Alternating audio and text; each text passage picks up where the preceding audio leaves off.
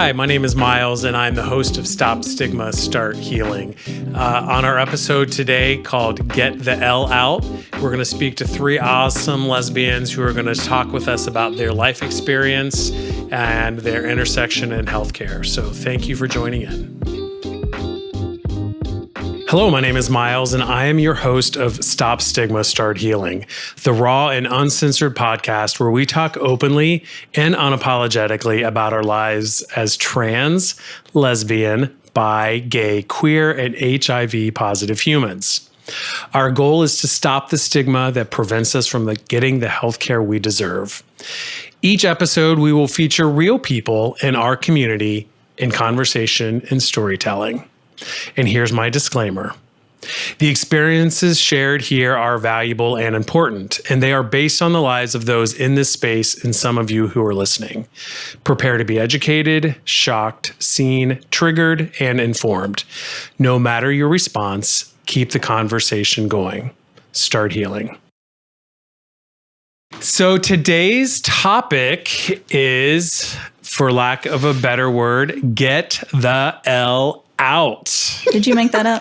I mean, kind of. I had a little bit of help, but I'm pretty clever sometimes. Yeah, but had a little help from an L with that. Good. We were going to start a little support group, and then she left, so I took it. Okay. So get the L out. So for those listening, I am in the room with three awesome lesbian humans. I think lesbians. I think that's the word. That's changed. What they tell me. Is that what they tell you? Yeah, lesbos. Yeah, lesbos. Yeah. Lesies. Lesies cute. is fine. Yeah, okay. An old dyke. I'm an old dyke. Hey. Right? I love that word. Yeah. I used to be a baby dyke, but I don't think I am anymore. I thought you were a gay woman. Well, I am also a gay woman. I can be lots of things. You're lots of things. I'm a femme. Okay. Yeah, femme. Yeah. Yeah, we were talking about that today. I'm not butch, but I'm not femme. I'm granolbian. Oh. I'm a little crunchy. And A little crunchy. Okay. And how about you? I'm pretty butchy, you know. You guys can't tell, but she's got these awesome tattoos all over her body. She is a tattooed lesbo. Mm-hmm. I've tried to be a little femmier at times, and I just never can pull it off. So I'd say butch. Yeah. Power tools, chainsaws, you know. But you're a little pocket gay too, though. You're like teeny. Yeah. Yeah. But tough, like tough as nails. Yeah, teeny. Yeah. Teenier the older I get. Yeah, a little bit. Shrinking. It's a real thing. You're kind of like a lipstick lesbian. You would think so, but I'm really like pretty aggressive. I'm an aggressive femme. Oh, yeah, that I get. Yeah, for sure. But out of the three of these folks here, you are more like... I didn't know. Yeah, well... This is what I'm saying. Actually, when I first met Kristen, I had no idea. Yeah. And then I opened my mouth. Yeah. And then you were like, oh, that bitch is aggressive. Oh, yeah. I didn't know. I knew you were aggressive. I didn't know you were a lesbian. Yes. Most people don't know that. No, I'm one of those ones who you had to get a tattoo so people would hit on you, put a rainbow on my tits so that way. Yeah. In the grocery store, it's like, there it is. Come get me. So now we'll go into some intros. So if you would spend just a few moments, introduce yourself, your name, pronouns, what you want the folks at home listening to know about you. And I'm not going to say who goes first. I'm just going to let you go. Well, y'all just looked at me. So my name's Dina, and she, her, hers. Thanks. I am a social worker, a clinical social worker, psychotherapist. I am a non-biological mother of two. My beautiful wife had our babies. Good times. Your wife? My wife, yeah. I said wife, my beautiful wife. No, I said you are a wife. Oh, I am a wife. Yeah. Sure. Just adding to your identity collection. To my identity. Yeah, okay. Yeah. And good times. Good. Okay, I'll go next because everyone's looking at me. I am Kristen. I am a dental office manager. I am a mother of a soon-to-be 21-year-old, and I'm 38, so do that math. That's right, I started early. get that shit over and done with. Started and finished, really. Yeah, yeah. Now I'm partying. I'm not. Let's see, what else? I am partnered. I have a girlfriend. We'll talk, Miles. Yep, I have a girlfriend. We've been together for almost 2.5 years or so, which is long for me. So that's good. Things are doing pretty good. That's that. Good deal. Awesome. Well, I'm Amy. She, her, and hers are my pronouns. Although a lot of people just call me sir in the hardware stores, especially in things. That's always been the case. My hair is very short, and it fools people. And I don't have big gazungas. I do. Yeah, I was noticing. Yeah, we've noticed. Yeah. Love y'all. And I am married and have been with my wife for probably 18 years or so. We married in 2015 as soon as the Supreme Court, that used to be a really cool thing here in this country, legalized gay marriage. And we live together in a little house with our cats, have no children. And I am retired as of April from working as a psychotherapist, social work degree. And I'm just trying to get into the swing of retirement after a long career. Looking forward to another year or so qualifying for Medicare. That's my excitement these days. Retirement looks good on you. Yeah, thank you. It does. Yes. It does. Great. Well, so welcome to Get the L Out. It's part of Stop Stigma, Start Healing. That's a lot to say. You're doing your job. Thank you very much. So if I'd like to hear a little bit more about your herstory. Oh, See what I did there? I did see that. Your yeah. herstory. You are so cool. Talk a little bit, if you wouldn't, share what you're comfortable with, realizing that this is going out to the far-reaching corners of Bucyrus. Yeah.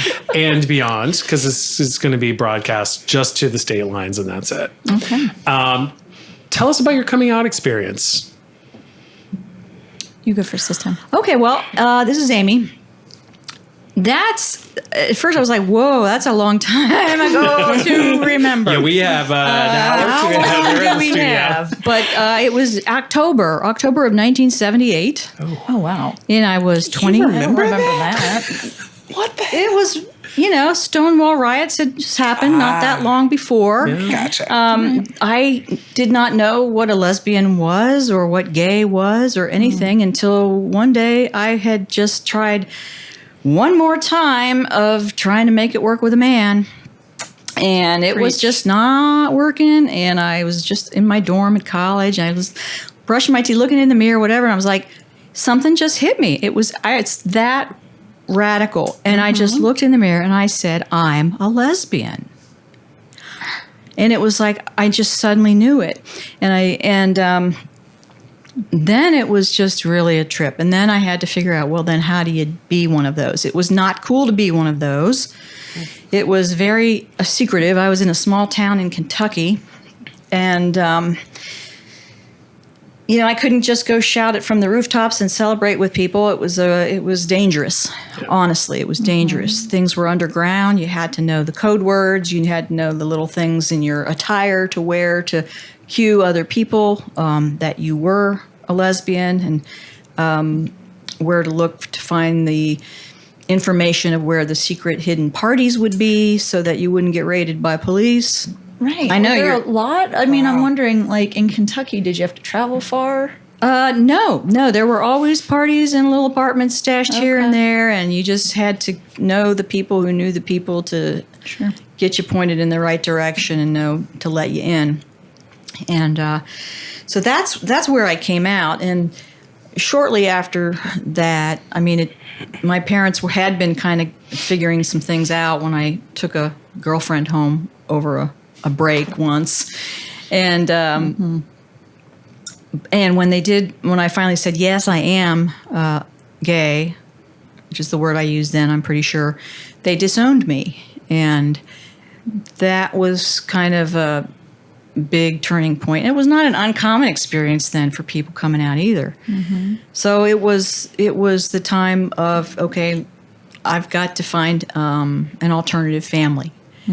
So it was all about reaching out and finding a community of people that would be my surrogate family, and just sort of kind of rebuild a sense of identity with these other people, with my family more on a periphery than central. So it was a very hard time, I will say. It was exciting in a lot of ways because I was so excited and happy to know why I'd always felt so different and why things didn't work with men and why I wasn't like the other girls and didn't, all of that stuff. My whole life made sense.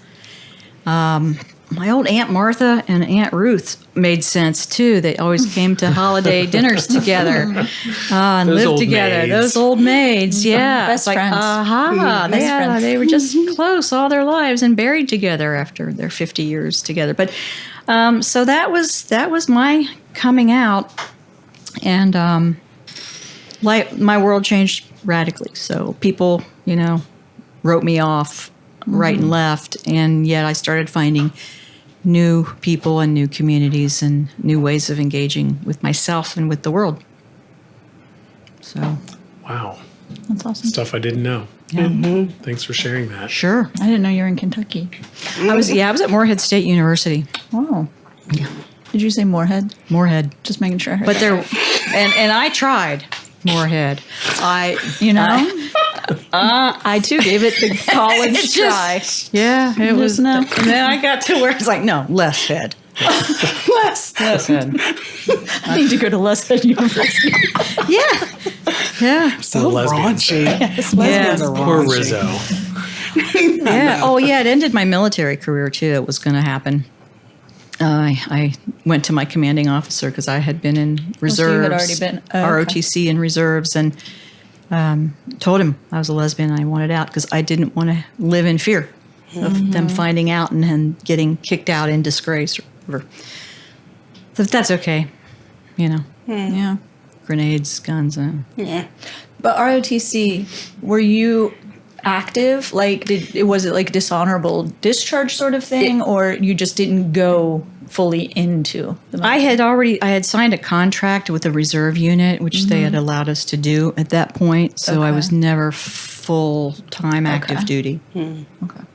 Because that was the thing too, right? Like you wouldn't just not be in the military anymore. You would be dishonorably Right. discharged, Right. which Seriously. has a significant Yeah, that would impact follow you. in your life. Yeah, there would be lots of repercussions. So Wow. Well, You want to all go right. next? Sure. I like being in the middle. You better stop flirting with me. You got two married women around here. This She's is our old, but opportunity. I know that's right. Okay, Kristen again. Coming out. I just remember being super very into. So I was very into the basketball team. Like whatever game they had going, I would break my neck to get there. So I just knew that I really liked to see the girls play basketball. And I did not want to be a cheerleader. I wasn't that femme at all. I just wanted to watch.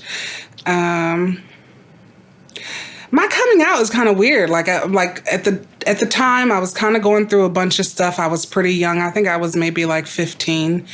14 probably. My grandmother was in the hospital. I remember her being in the hospital. My dad had came, and I was raised by my grandmother, so like that was my rock there in the hospital. And then I remember walking down Chestnut Street in Philly with my dad, and like he turned his head to look at somebody and I did too.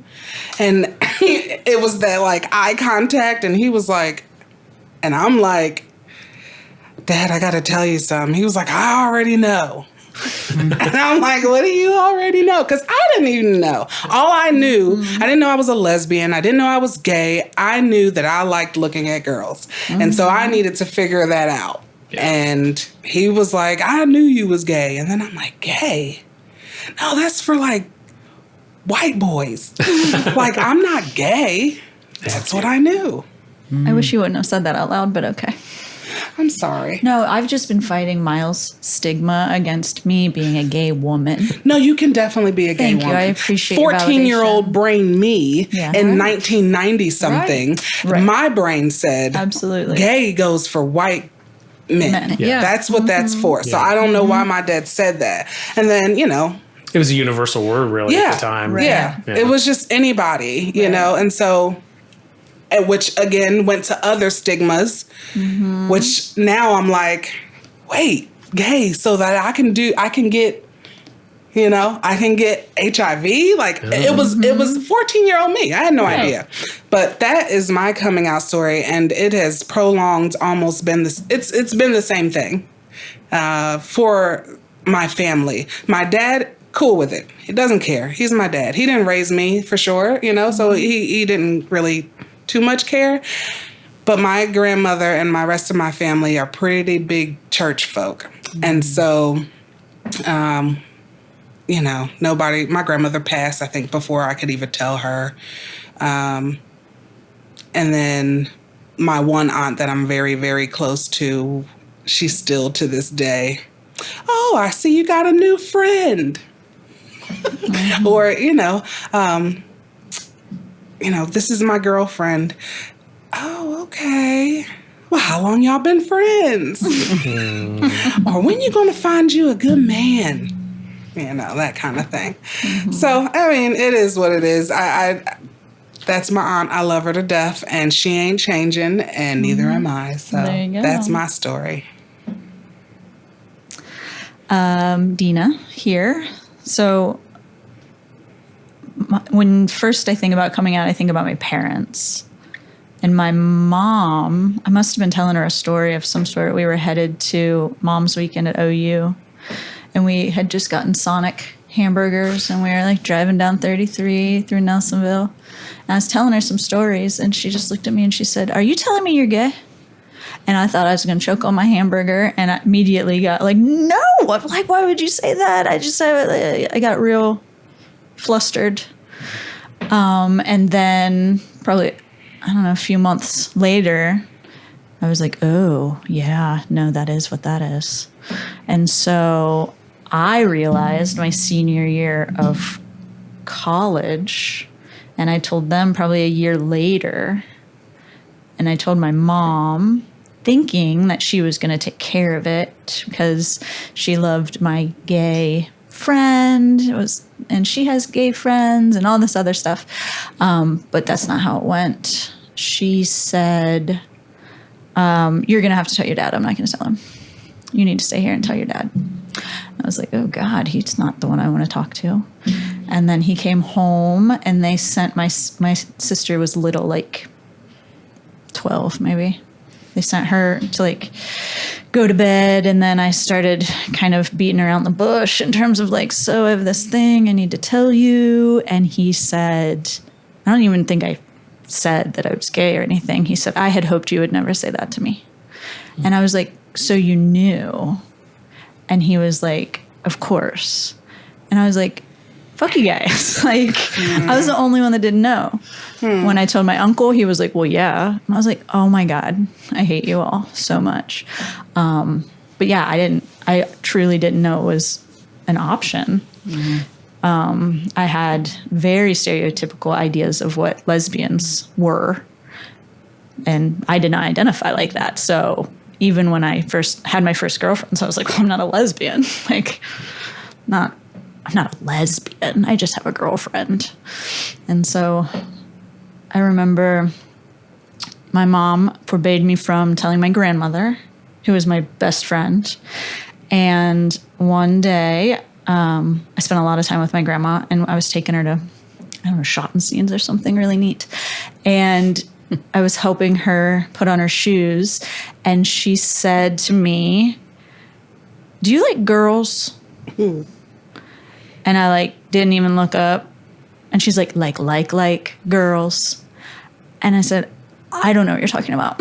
And I was like, tied her shoe and like got in the car. And she said, "You're going to feel better if you tell me." And I said, "I don't feel very good right now." And so without even like making eye contact with her, I just confirmed. And she just put her hand on my leg and said, "See, doesn't that feel better?" And I was like, "Oh my God, it does feel better." So that was my grandma really stepping up, which was very cool. She ended up like selling my now wife and I, like, her house went on this tiny Italian street, right, where there was one Italian lady in each house, and then Beth and me. Like, yeah. And then babies started showing up, and all these little Italian ladies were like, "Oh, that's so sweet." I have no idea if they knew anything that was going on, but it was very sweet. I will always appreciate Grandma for that. Grandmas are the best. They are. Mine was a saving grace. Yeah. I wonder what mine would have thought. Like, my grandmother, you think I'm a bit much with my mouth. She was even worse, and I see her in me every day. But the way she would talk about my grandfather's son actually was gay, and this is not my... So anyway, it's my step-grandfather, if that makes sense. Okay. So his son actually is gay, and he unfortunately got kind of out there in the horrible, tough Philly streets. And we would be driving through the park sometimes, and we would see him out there doing his thing. And he eventually did get HIV, and he succumbed to it. And so the words that would come out of my grandfather and grandmother's mouth about gay people was never good things. Right. And so I do wonder, though, like, I've never heard the word lesbian at that time. So I was always wondering, like, I wonder what she would have thought about me. You know, what they... Now, my grandfather did. He's still alive, and he's, you know, I told him, and his words were, "I already thought that." It was, so I feel like my grandmother would have been cool with it, but you know, my grandfather, I took a girlfriend to his house once, and he was cool. He passed me a joint, and you know, that is cool. Yeah, our grandfather's great. He's got dementia now, but he's still great. He still smokes. He knows where they are, too. Well, yeah. In his pocket. Anyway. Good for him. So, Amy, you started to talk a little bit about, and if you want to expand on that, and you too as well, about your involvement or seeking out, like, community as sort of like a chosen family.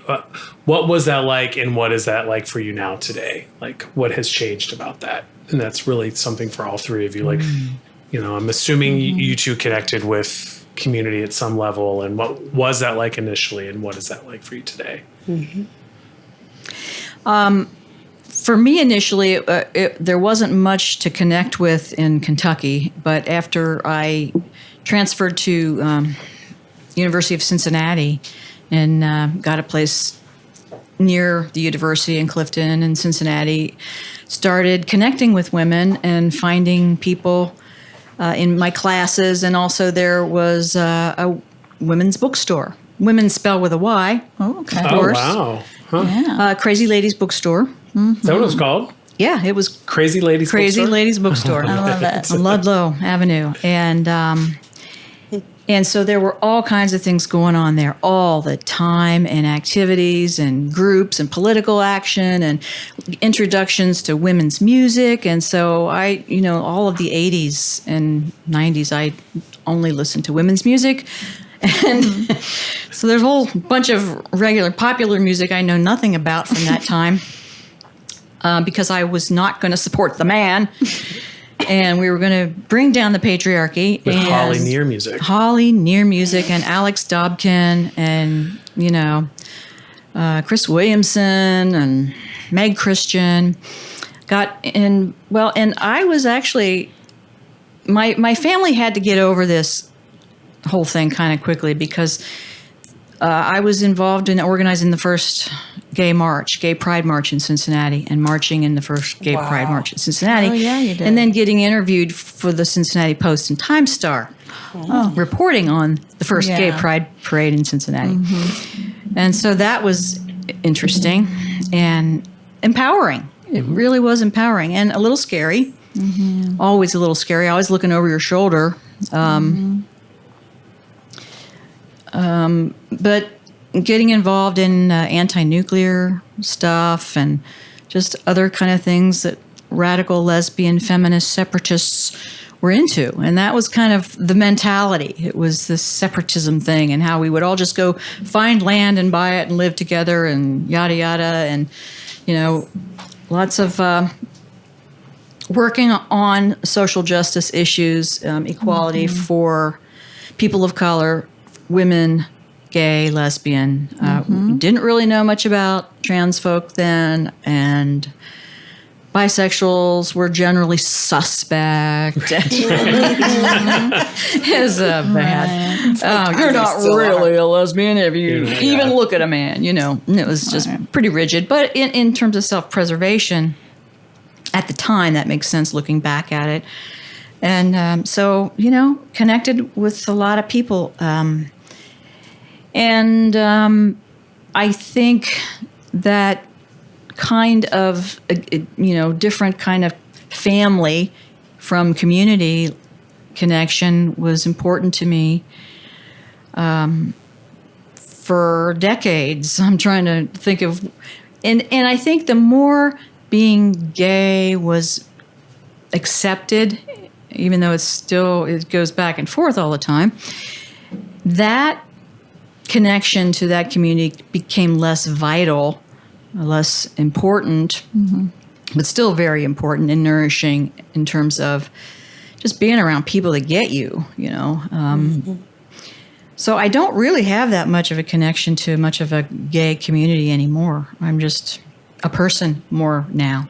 And that's evolved a lot over my life, from 20 to 64.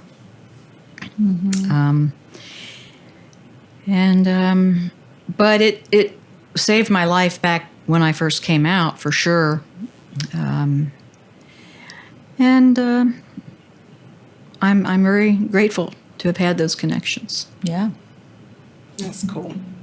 Yeah. It's funny, like you just said, now your community has gone down. It's more just about being a person. And I try to explain that to my kid all the time. She's like, Mom, there's this new trans girl at our job and it's so cool. And I'm like, she's just a person. She's just a person.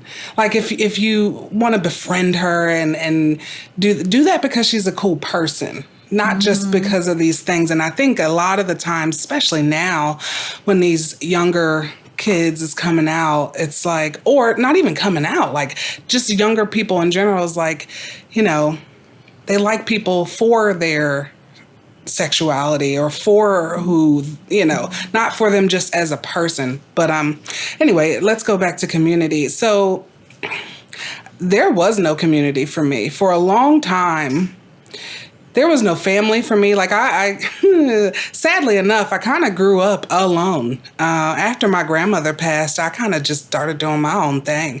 I didn't deal with family. I wasn't, their perfect Bible child. And so for the most part, I just kind of lived my own life pretty much from about 14, 15.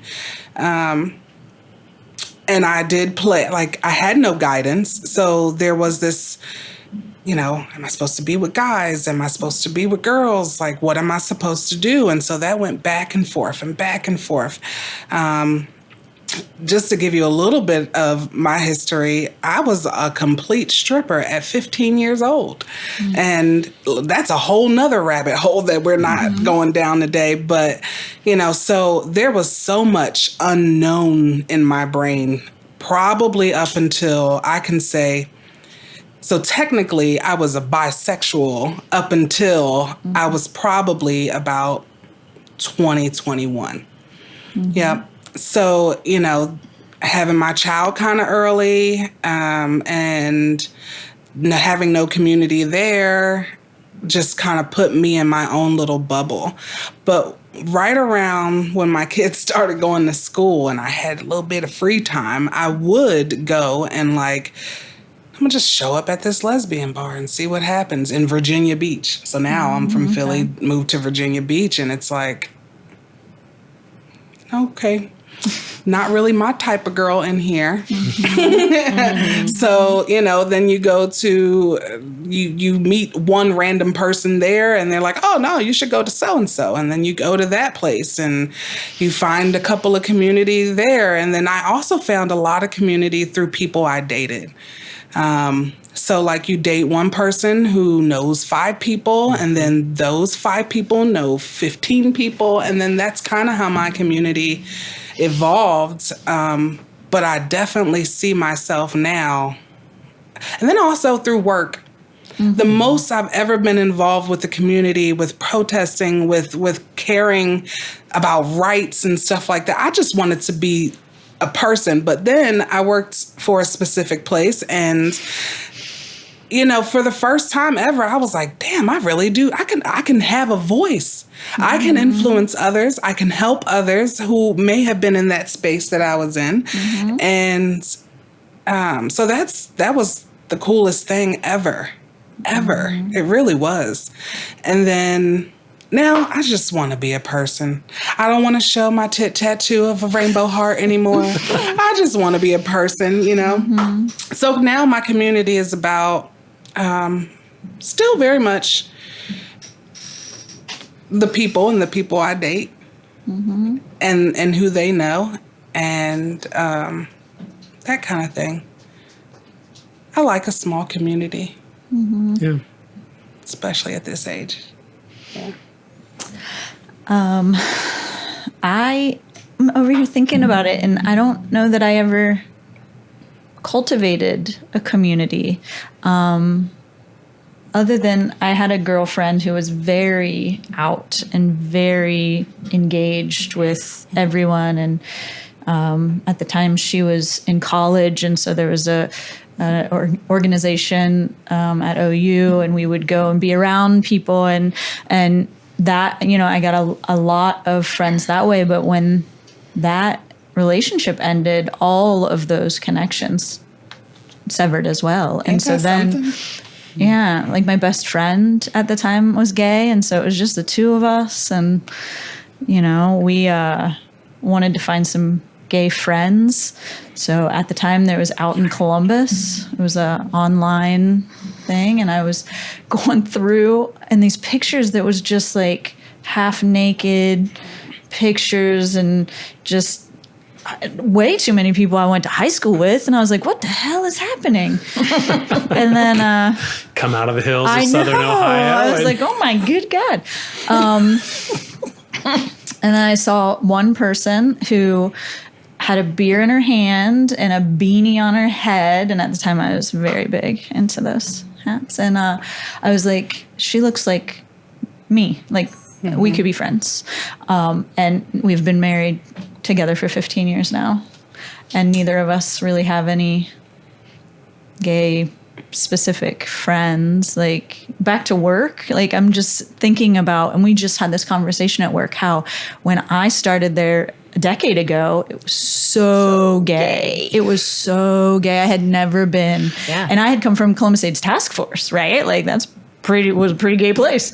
And it was a lesbian shop. It was, there were so many gay people at that job, the job I have now. And now I think I'm like one of two. Like I am the older, wiser lesbian now. That's a weird thing. Isn't that something? That's a weird thing to be. But even my little ones, they've gone now too. Like they're not there anymore. And so it's super gay friendly, right? Like I don't feel strange in any way. And I out myself all the time at work to my patients, and I just talk about my wife and just that person thing. And I get a lot of feedback from patients that it's really nice to just, it isn't this huge coming out thing. It's just, I'm talking about my partner the way anyone else would. But my wife and I, we before kids, we would say, let's go get our gay on. And so we would go to First Fridays, or we would, go to Slammers, or, we'd go to these places. And it was like we just like went in for a little bit and then we left again. And right now I'm thinking about, when I think about my community, they're all straight. Like, no, I mean, it wasn't on purpose so much, but, we had kids, and then those are the people that we ended up surrounding ourselves with from schools or whatever else. But yeah, it's like we all hide as we get older. We just kind of blend in. Is it, or is it the older we get, the more comfortable we get in our identity, and the less we need those external validations of for me, I think to it's getting that. your gay on. It's like, I get my gay on every day. I get in and out of the shower. Right. Exactly. Absolutely. I think that's way closer. And now it's beautiful because my kids, my daughter tells me, both of my daughters have told me, the women, that kids in their class that they're going to marry, and they're girls, and I'm going to marry so and so, and we're going to do this and that, and then the next day they're like, well, I don't know, I kind of like him, and so now I'm going to marry him, and it just, I love that they don't even even question it. It's just like, sure, that's cool. Yeah, we definitely didn't get that. I didn't get that either. Mm-hmm. Playing house. I remember playing house, and I'm like, my best friend Vita, I was like, Vita, you could be my wife. And then and soon as, an adult around us would be like, she can't be your wife. They would stop it immediately. I'm like, oh, okay. I always played that male character in every imagination. Me too, with lipstick and all. Always. I'd be sitting there playing with makeup, and then you're going to be my wife. Yeah. She's just confused. Turns out no. Yeah, so let's earn our keep and talk a little bit about healthcare. I mean, no, I think all of this stuff is really important. And I think these are stories that I think are important for people to hear. It's context. It is context. And it's not Maury Povich. It's actually three people just living their lives, being human. So, but I would like to talk about healthcare, like what that has been like for you historically, what that's like now. Let's start with that, and then we can get into like the wish list. Isn't it all the same though for us? Like, you go to the same doctor that you've been going to for 6 years, and here he comes again. So, Kristen, what birth control are you? None, sir. None. For the 80th time, none. I don't need any. And why is that? Are you not sexually active? Oh, yes, I am. Very much so. But I don't need birth control because, again, I am a lesbian. It's like it just goes in one ear and out the other, right? Every time. Right. Yeah. Every time. But that right there, that's the question. It's usually for me with the nurse. Yeah. They'll ask me the birth control question. I'm like, no. And they're like, oh, why not? I'm like, because I have sex with my wife. Right. And they're like, oh. And each time I'm like, do you just put it in the chart? Can you write that in there? Just write it in the chart. There's not a box for that. There's not a box. But they write it. I see him write it. And yet again. But each time, and they like double take. Yeah. They're all so confused. I mean, but what if like there was a one-off? Right. You found that perfect man and you weren't on birth control. Right. Even with that, oh my God, I can still get furious when I think about, I was going in for rotator cuff surgery, my first one, and I was in my 50s when this was happening. Do a pregnancy test? Yeah. Oh my God. Did you have to pay for? I had to, we get billed for this pregnancy test. I haven't had a period in a year. I'm postmenopausal. I haven't been near a penis since 1978. It'd be a long journey. And I'm trying to tell this woman, well, what do you mean? How do you know? How do you know? What do you mean? How do I know? How do I know? They wouldn't listen, and I was like, this is not the time when I can afford to have a big battle about this or walk out angry. Right. I need this shoulder fixed. So, but that kind of thing, and that it just goes over their head, or the system isn't designed to factor in our lives. Right. Whether there's not a box to check for it, or they don't The medical record is putting a block that says, well, you can't move forward until you test. Yes, Yeah. the system. That's ridiculous. And the nurse, the nurse probably didn't have any control over it. She had to do it. If you're possibly childbearing age in your 50s, could be maybe, or some immaculate conception. I don't know. But yeah, the systems weren't designed for it. And that's more recent. Yeah. And I can certainly talk about in the 70s and 80s when it was more for me an issue of, having to answer those questions about birth control and this and that. Right. And do I say I'm a lesbian or I'm gay or not? Or do I just lie and say I'm not sexually active? I'm not planning on being sexually active, because you never knew how a person was going to treat you once they found out that you were gay because of the stigma. And so it was a real delicate situation to try to feel out who was safe to tell and who wasn't safe to tell. Now, in the past 25 or so years, I've had a gay male doctor. Yeah. And so that's been really easy. And my wife sees him too. And it's never an issue in that office. And it's easy. But earlier on, it wasn't. Yeah. And I was thinking about this just, preparing for today. I've not ever really thought twice about it. And I feel very, grateful that we are at a place now where I don't think about it. People ask me, are you married? Yes. I have a wife. And, I just answer the questions. It's annoying, right? When they make me do a pregnancy test and I'm like, listen, I don't even have fallopian tubes anymore. Like, I am not pregnant, 100% not pregnant. And they, that's obnoxious, but it's not demean. It doesn't do anything to my identity. And I just think, even what you're sharing, Amy, to not have to think about it is refreshing. Mm-hmm. Yeah. That's really only been the last 5-6 years. I did find a place that I could say that once and not ever have to say it again. Yeah. And that felt good, No, I don't want to pee in your cup. It's the emergency room visits and it's the urgent care visits that get me. Those are the ones where they just, everything you say. I'm like, did you even hear why I'm here? I am here because of pink eye. Why am I peeing in the cup? But it's because the medication I'm not pregnant, And then also, lesbians go through some things, right? Because probably about 3 years ago, I was like, okay, my kid is darn near grown. I'm still young. I think I want to try. I think I want to try to have a kid.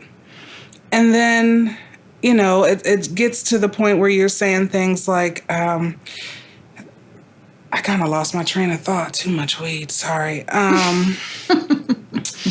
But when you start to try and you say, oh, not yet, or you say things like that, and they're like, not yet, what does that mean?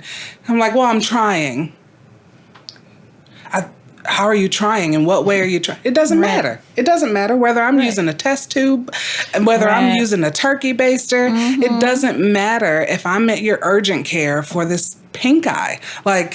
Just give me some goop to put in my eye.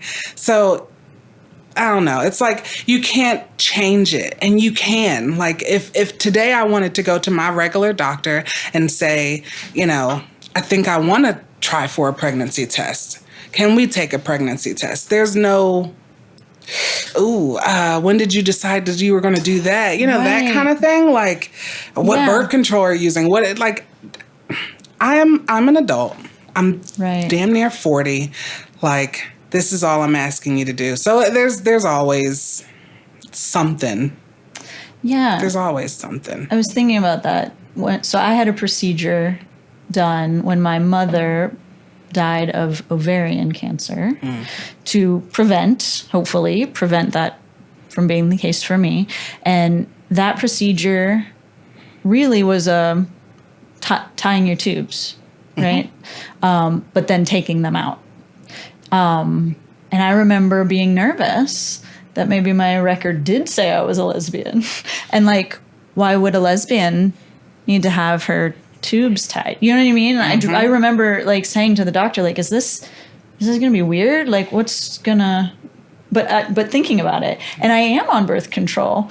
And, you know, so I do talk, they're like, what kind of birth control are you on? And I almost feel like I'm like, well, I'm on this one, but it's not for pregnancy. You have to say that. Yeah, well, yeah. It's like, why do I feel like I need to say that? Like to prove, like, I'm seriously I'm a real lesbian. lesbian, for sure. I'm taking it for something else. But there is that piece of like, it's nice that I can just fill my birth control prescription and people don't think twice about it either. Right. Yeah, I don't know. There's this like incognito for sure aspect of it. Yeah, I think that's kind of what I was getting to before my brain went blank. Sorry. But yeah, it is that thing. It is that, you know, I knew what I needed to do. And I'm grateful that I know that, you know, what I needed to do in order to make this happen if I, you know, wanted to try. Right. And it was no question from my primary care doctor. But, you know, everybody doesn't get that experience, and that sucks. It really sucks. Amy, you mentioned, and I didn't want to jump in at that time, but you mentioned talking potentially what it would have been like to talk to your doctor back in the 70s and use the words, you know, lesbian or gay. And I thought about even the psychological diagnostic extra burdens that came with that. That the way that the medical field looked at us. I mean, there were, you know, it was a mental illness. Right. And so would that impact your health insurance or your ability to join the military or to have kids? Yep. You know, if you carried this diagnosis of sexual deviant. That was a thing. And I, didn't share it for a long time. Yeah. Until after the military was already a done deal. And I wasn't worried about a lot of those other things. Maybe should have been. There were a lot of times it wasn't even necessary to bring it up.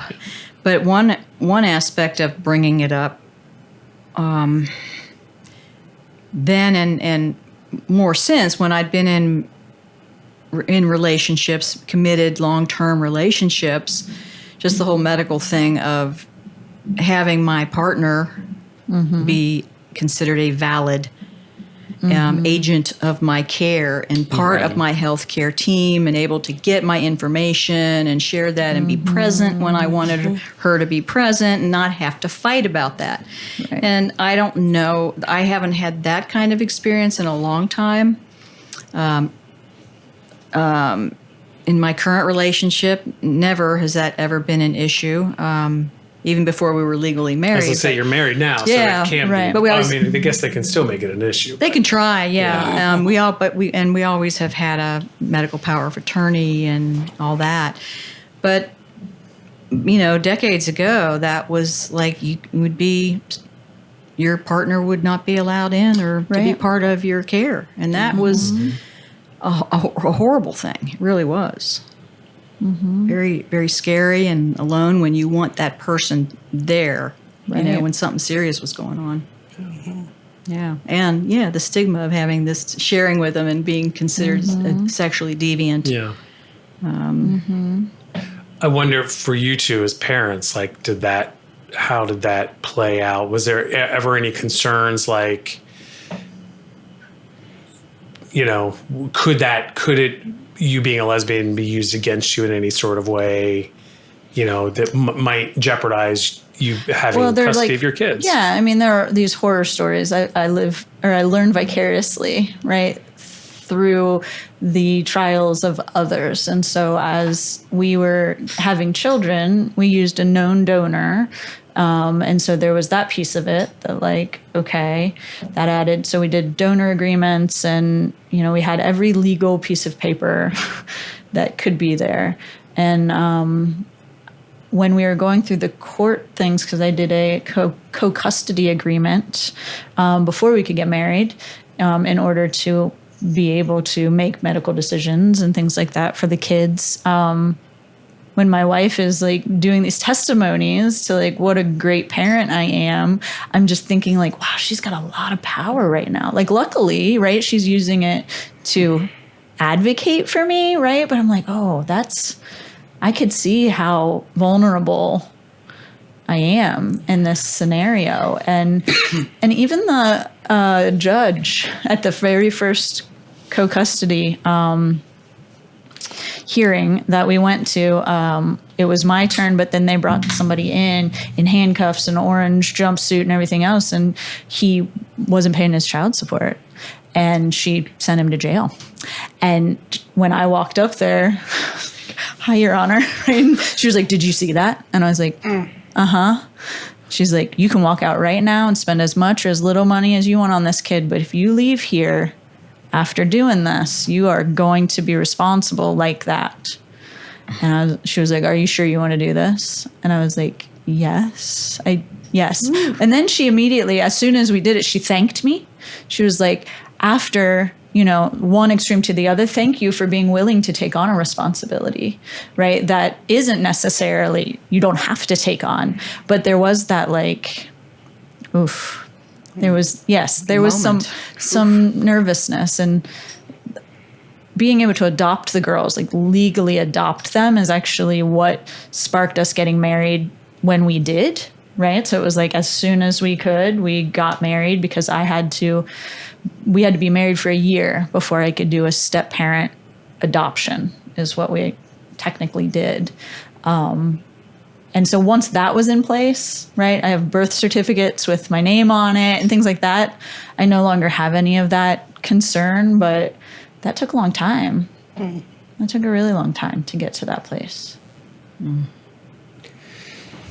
That seems like a whole like legal podcast. Yeah. Like, It was a mess. like how many straight people get together and God. go through all of those hoops to co-parent. Like it's a lot. And the fact that I think of, I know you managed it well, and you and your wife did very well. Best case scenario. But the fact that your wife, soon to be wife at that point, had to go in front of the judge and essentially ask for permission for you to be these girls' parent that you had been since the day they came out of her body. Absolutely. Like, but she still had to go and ask permission. I had to have a social worker come to the house. Right. Wow. I had to have a social worker come to the house and do a home visit. Wow.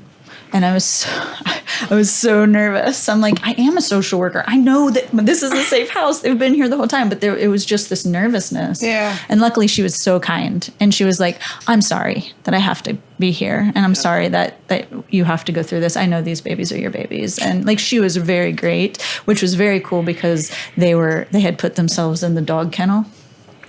When I went to open the door, The kids did. we went into the kitchen and they are in the kennel, and I just look at the woman and I said, I swear to God, I didn't put them in there. And then she just laughed, and they were just playing in there, and I was like, oh my God, of all the things, they put themselves in the kennel. Good. Yeah. Darn kids. Yeah. I don't know if I don't even remember what the question was, but About being a parent. yeah. Yeah. So my kid has been my kid for forever, like she, I'm a lot like my father. My father was a Rolling Stone, and Not in the band. Miles, Dad I joke. miss The you. Rolling Stones was a musical group from From like the 50s or something? I think so. Oh, Gotcha. yeah. Okay. Gotcha. Thank you All for right. that. Thank you. Anyway, no, I just, I could never settle. So I've always had girlfriends, so I never really thought about, I also, it's a little deep too, but I also don't trust people with my kid, because people should have not trusted people with me. Yeah. Right. So, so I've just been very protective over my kids. So I'll have a girlfriend, for 6 months, and then another girlfriend for a year, but never truly allowed anybody to get super close to us. So she's just been my baby. I didn't quite realize the legal mess, but like I wanted to take my daughter to Mexico or something out of the country. And, you know, I looked up some things. I saw that I had to have her father's permission, who was not truly a sperm donor, not in your situation. Right. But you know, child, he was just a sperm donor, child. So, and I had to have his permission because I never legally went to get full custody. The fuck is that? What do you mean? I have bought her every diaper, every wipe, everything. I have bought her everything that she's ever had in her entire life. And I've received 2 cents from him. Right. And I need his permission to take her out of the country. And so I called this fool, and he says, well, why you want to take her out of the country? Oh, hell no. Because she deserves it. Because she's a great kid, and she got, you know, honor society and whatever else. And so that was my only legal things that I tried to get. And then also I try to get, I don't know if you guys know this, but if you try to get on Medicaid while you're pregnant and while you have a kid, they will make you take a paternity test. Yeah. So I'm already dealing with a deadbeat who's like, that ain't my baby. And I'm like, bro, it's yours. She looks just like you. My kid looks nothing like me. So I'm like, true. what are you talking about? So, yeah, I had to take I think she was like probably less than 1 year old at that point, somewhere where they can swab her mouth. And they swabbed his mouth, and then they sent me the, you know, yes, it is his child, 99.99. Now it might be Mari, I don't know. But, but yeah, so they, you know, that I had to deal with that. I'm really close to my girlfriend now. Like, we're really tight. She's awesome. And she is the one for sure. But now I'm so grateful that she's 20 and I don't have to go through that. Right. You know, like she's old. Like if she likes you, great. If you don't like her, you know, it's that kind of thing. Like that's your kid. You want her to be your mama? Okay, that's your mama too. Right. And that's just what it is. But as I was thinking about having another child, I was like, I think I'm going to do the same with this one. I'm just going to make her mine. I'm not going to share. Yeah. Because I don't want to deal with all the legalities. Black people don't like courts. We don't like police. We don't like none of that shit. So I wasn't about to deal with any of it if I absolutely did not have to. Right. And that may suck for my partner or wife or whatever I decide to do. And that may suck. And I get that. And even now, my girlfriend and she's talking about maybe getting pregnant because I tried and I'm done and I'm not trying no more. But she's talking about it. And I would just leave all that shit out of it for me. You know, I don't want to deal with it. I'll be there. I promise you. And that's what we're going to have to live on. Because I'm not dealing with it. Yeah. Power to you, baby. Going through the pregnancy stuff in the medical system was interesting. Really? Yeah, because part of what made the donor agreement legal is you had to go through a doctor. So the whole turkey baster thing was off the table. Oh, my goodness. And it's expensive. Yeah, it is. Yeah, it is. Not even IVF, but intrauterine insemination, IUI, right? It was very expensive. And luckily, my wife gets pregnant the first time, like... She must be very fertile. But so when she was trying, it was very quick. But when I was trying, I tried for a year and I could get pregnant, couldn't stay pregnant. And we just go back and forth and it was up and down and so much money. And finally we found our primary care physician would do it for like $50 a pop. I know. And I was like, oh my God, that's amazing. Like that's so much better. But then finally I was like, I'm done with this. This is too much up and down. It is a lot. Too much up and down. I'd get so excited and then I'd get so disappointed. And I'm like, Yeah, it definitely killed my psyche. I could not. Nope. So as we end our time together, I'll ask the magic wand question. If you could change something about the healthcare system to be more responsive to the needs of lesbians, gay women, queer women, what would that be? What do you think? Insurance would not be linked to your employment. Okay. Or your sexuality or your gender or take politics out of this shit. Take your beliefs out of it. Doctor so-and-so. Right. Nurse so-and-so. Pharmacist so-and-so. Your belief system shouldn't have anything to do with whether or not you can fill my prescription. Yep.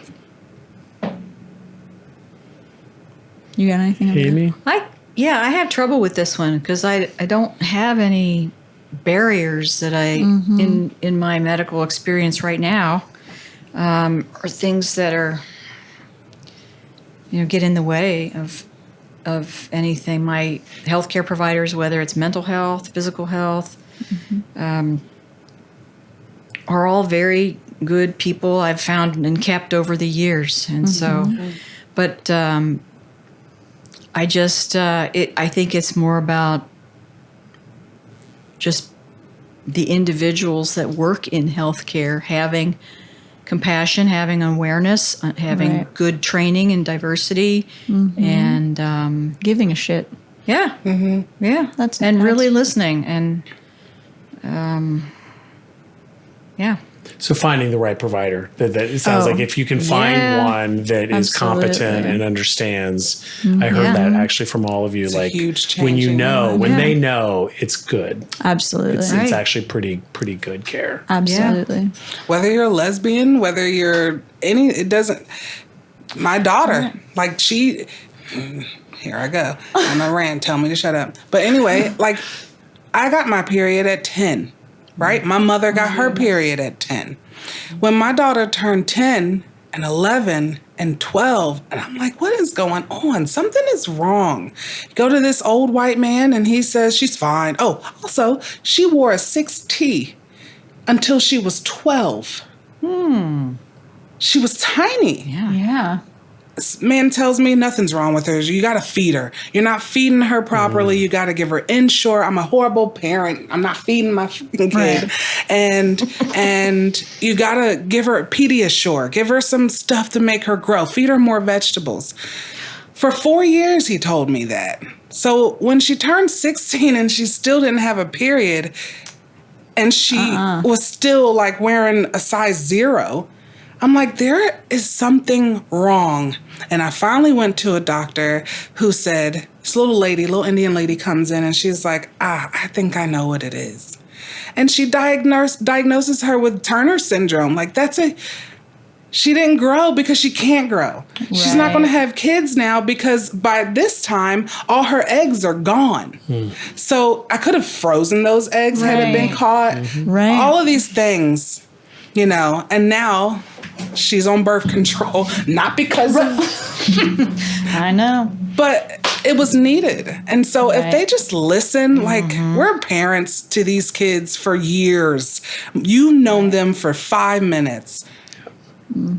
Same with us. Just listen. Just listen to us. Right. Well, thank you all for your time, for coming out here to the burbs. We came out. You did. You came out. We The came elves right out, came didn't out. we? Yeah. I really appreciate everything that you shared tonight. And I look forward to always staying in touch with you all and maybe having you back for more discussions. I thought a lot of things tonight. I like this. Yeah. That was pretty cool. Let's talk more. Wasn't that bad, was I it? like it. Can we drink and smoke as well? I mean, we do that? we could probably have cocktails. Probably not smoking. Yeah. Okay. So that is it for the episode Get the L Out. So stay tuned for other episodes of Stop Stigma, Start Healing. Thank you.